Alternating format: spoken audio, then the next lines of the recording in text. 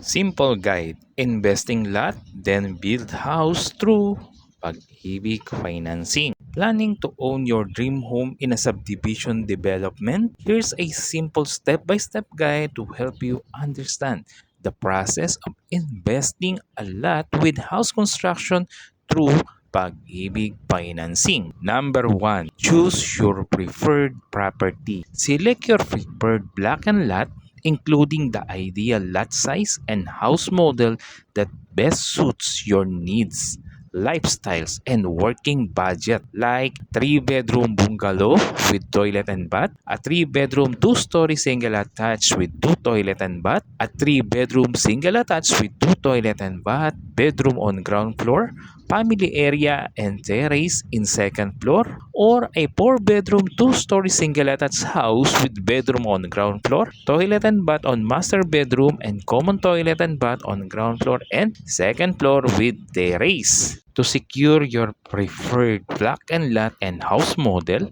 submit the following: client's information sheet, proof of income, 2 valid IDs, reservation fee.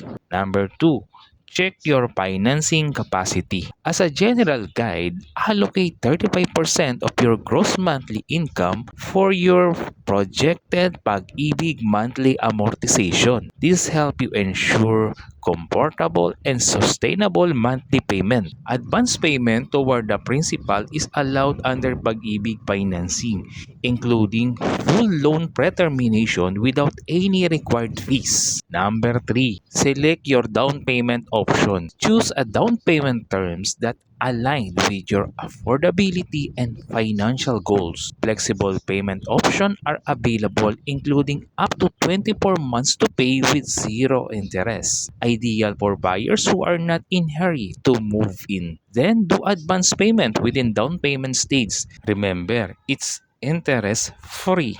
Number 4, processing of your Pag-ibig housing loan. The processing of your Pag-ibig housing loan is timed with the progress of house construction. Requirements include signed agreement between developers and buyers, developers' documentary requirements, buyers' updated and valid proof of income, verified Pag-ibig membership eligibility status. These documents are necessary to support the approval of your housing loan application. Number 5, house construction timeline. House construction usually takes around 4 to 6 months, depending on house model and weather conditions. Completion of the house is required for the processing and release of loan proceeds. To avoid delays, ensure that your proof of income and other financial documents remain valid during processing period. Number 6, start of monthly amortization. Your Pag-ibig monthly amortization will begin 30 days after the release of loan proceeds.